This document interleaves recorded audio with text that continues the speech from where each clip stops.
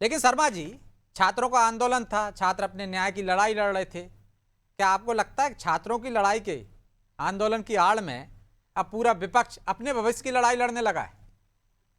देखिए, मोटे तौर पर यह आंदोलन अब राजनीतिक दिशा में चला गया। हम्म। छात्रों का इसमें नाम है।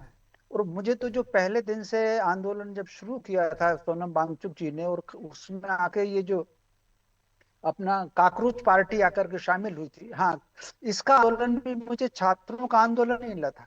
आप अगर इस काकरोच आंदोलन की शैली देखेंगे तो ये शैली बिल्कुल बांग्लादेश में जो छात्र आंदोलन हुआ था सरकार के खिलाफ, उसकी उस शैली पर हुआ है।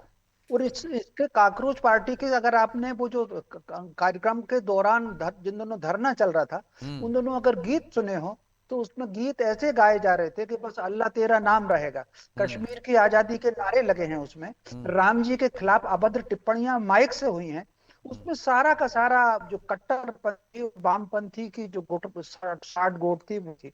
वो फिर अगर आप प्रदर्शन जंतर मंतर का प्रदर्शन देखेंगे तो जंतर मंतर के प्रदर्शन पर पूरी तैयारी के साथ आए थे, लाठ लाए थे, हम्म। नीले पत्थर आए थे, मिर्ची वाला स्प्रे लाए थे। और हम्म। पुलिस वालों को टारगेट करके और मीडिया वालों को टारगेट करके उन्होंने हमले शुरू किए स्वाभाविक रूप से। तो मुझे ये आंदोलन, छात्रों का नाम जरूर है, अगर ये आंदोलन ब्रजेश जी छात्रों के लिए होता तो जब ये पेपर लीक हुआ था उसी समय ये आंदोलन शुरू हो जाता। भाई, जब पेपर लीक हुए तो पुरानी घटना हो गई, उसके बदले में नए एग्जाम भी हो गए। नए एग्जाम में 22 लाख बच्चों ने अप्लाई किया, 20 लाख पेपर दिए, 15 लाख से अधिक उसमें सक्सेस, सारे के सारे अपना कॉलेज ढूंढ रहे हैं।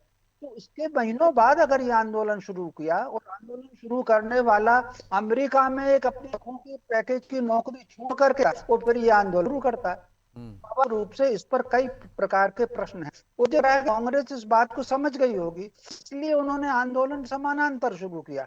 शुरू में कांग्रेस आंदोलन सपोर्ट कर रही थी, लेकिन आगे फिर कांग्रेस ने मांगे तो वही ली, धर्मेंद्र का इस्तीफा और सारी की सारी मांगे, लेकिन आंदोलन उन्होंने अलग कर लिया। तो कुल मिलाकर के कांग्रेस भी अंदरूनी तौर पर समझ गई होगी कि ये किस आंदोलन में दिशा जा रहा। अगर वो ठीक आंदोलन दिशा में चलता तो कांग्रेस खुद को अलग नहीं करती, उस आंदोलन में साथ रहती। और हम्म। मुझे लग रहा है कि सोनम वांगचुक भी इस बात को समझ गए होंगे और उन्होंने अपना अंशत त्याग करके कर दिया। अब दूसरी बात जो आ रही है, मुझे जो लग रहा है आंदोलन के जो रिश्ता जो है, अब राजनीति करने और अपनी राजनीति बचाने, कांग्रेस कहीं ना कहीं सत्ता पर अपना प्रभाव बनाने का आंदोलन, और काउंटर के रूप में जो भाजपा ने आंदोलन शुरू किया है हम्म। अपना प्रभाव बचाए रखने की, तो ये आंदोलन अब राजनीतिक दिशा में मुड़ करके चला गया है। तो मोटे तौर एक और बात कहूंगा, जी। संसद सामने जिस तरीके से जो कानून व्यवस्था हाथ में लेकर के पथरा हुआ, इसका 10% नहीं हुआ था 1967 में जब साधुओं ने किया था गौ रक्षा को लेकर के। हम्म। गोलियां चल गई थी, लाशें बिछ गई थी, खून की नदियां बह गई। मेरे पूज्य पिता थे उस आंदोलन में। तो कुल मिलाकर के आप अगर देखेंगे तो 10% नहीं था। उसके बाद भी सरकार ने इस बात को रखा। अब तीसरी बात जो आती है, ये बात कुल सही है कि पेपर अगर लीक हुआ है तो उसकी जिम्मेदारी तय हो चाहिए, लेकिन जिम्मेदारी के तय अगर आप मंत्री पर कर देंगे तो जो लोग चोर हैं, जो हमेशा पेपर लीक करके बेचते हैं और बच्चों का भविष्य बिगाड़ते हैं, उन चोरों को बचने का, संरक्षण का मौका मिलेगा।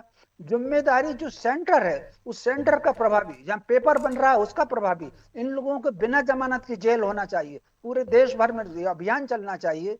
ये जो 17-18 लोग गिरफ्तार किए गए हैं, वो मतलब ये तो ठीक कहूंगा कि वो गिरफ्तारी ठीक हुई, लेकिन ये संख्या कम से कम 100 होनी चाहिए। हर सेंटर के हर प्रभावी आदमी की गिरफ्तारी होना चाहिए, वो बिल्कुल नॉन लेकिन इस बार वेबल तो उन पर अनोखे दफाएं तरीके लगनी से हुआ है चाहिए। ना अब शर्मा जी। सरकार, इस बार तो पेपर बनाने वालों ने लीक कर दिया, तो क्या कर सकते हो?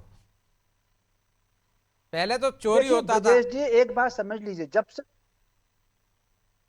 देखिए ब्रजेश जी, जब से दुनिया बनी है तब से अपराध आगे चल रहा है और उसके बचाव के उपाय बाद में चलते हैं। अपराध की शैली देख करके धाराएं बनती हैं, फिर अपर पुलिस खड़ी होती है, सब करता है।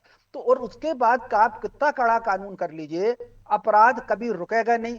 आप मुझे बताइए, क्या हत्याएं कभी रुक गई हैं? क्या रेप कभी रुक गए हैं? क्या चोरियां कभी रुक गई हैं? क्या?